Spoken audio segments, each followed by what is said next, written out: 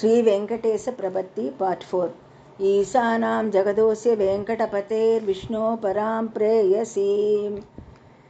तत्वक्षस्थलनित्यवासरसिकां तक्षान्तिसंवर्धिनीं पद्मालङ्कृतपाणिपल्लवयुगां पद्मासनस्तां श्रियं वात्सल्यादिगुणोज्ज्वलां भगवतीं वन्दे जगन्मातरम् श्रीमन्कृपाचलनिते कृतसर्वलोकसर्वज्ञशक्तनदवत्सलसर्वशेषिन् स्वामिन् सुशीलसुलभाश्रितपारिजात श्रीवेङ्कटेशचरणं प्रपद्ये आनूपुरार्पितसुजातसुगन्धिपुष्पौ सौरभ्यसौरभगरौ समसन्निवेशौ सौम्यौ सदानुभवने विनवानुभाव्यौ श्रीवेङ्कटेशचरणं प्रपद्ये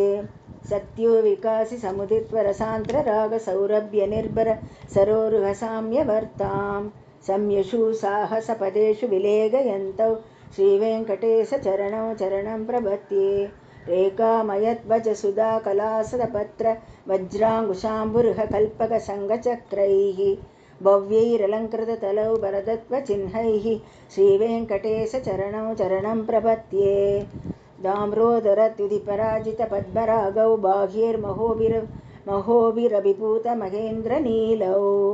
उत्त्यन्नकां सुविहृदस्तशिशाङ्गभासौ श्रीवेङ्कटेशचरणं प्रपद्ये उत्त्यन्नकां सुविहृदस्तशशाङ्गभासौ श्रीवेङ्कटेशचरणं प्रपद्ये सप्रेम्यपीतकमलाकरपल्लवाभ्यां संवाहनेऽपि सबधि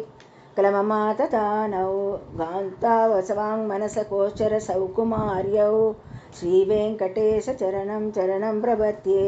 लक्ष्मीमहीततनुरूपनीलादिदिव्यमहीकरपल्लवानाम् आरुण्यसङ्क्रमणतः किलसान्तररागौ श्रीवेङ्कटेशचरणं प्रपद्ये नित्यानमद्विधिशिवातिकिरीटकोटिप्रत्युत्तदीप्तनवरत्नमहप्ररोगैः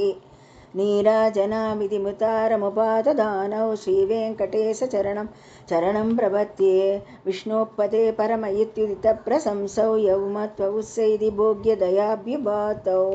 भूयस्तदेति तव पाणितलप्रदिष्टौ श्रीवेङ्कटेशचरणं प्रपद्ये पार्थाय तत्ससृषु सारथीनाद्वयैव यौ दर्शितौ स्वशरणौ चरणं व्रजेति भूयो विमह्यमिहतौ करतर्सितौ ते श्रीवेङ्कटेशचरणं प्रपद्ये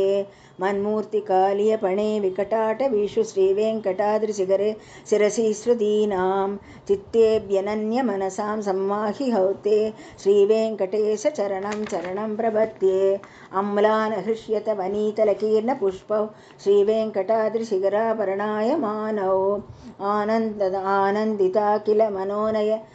मनोनयनौ दवैतौ श्रीवेङ्कटेशचरणं प्रपद्ये आनन्ददा किल मनोनयनौ दवैतौ श्रीवेङ्कटेशचरणं प्रपद्ये प्रायप्रपञ्चनता प्रभमावकाव्यौ मातुस्तनाविव शिशोरमृतमायनौ प्रायप्रपन्नजनता प्रथमावकाह्यौ मातुस्तनाविव शिशोरमृतायमानौ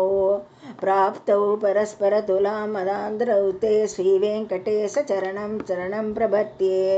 प्राप्तौ परस्परतुलामतुलान्तरौ ते श्रीवेङ्कटेशचरणं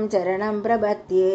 सत्त्वोत्तरैस्ततकसेव्यपदाम्बुजेन संसारतारक दयार्द्रगञ्जलेन सौम्यो भयन्तृमुनिना मम दर्शितौ ते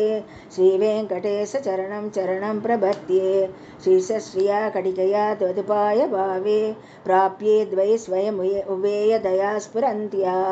नित्याश्रिताय निरवत्य गुणाय तुभ्यं श्यां किङ्करो वृषगिरीश न जातु मह्यम्